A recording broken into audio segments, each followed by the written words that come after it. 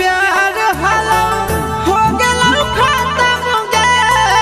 रोई रोई सहल बई दिल के जखम गे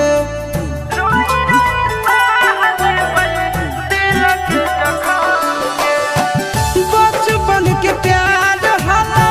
हो गेल खत्म गे रोई रोई सहल बई दिल के जखम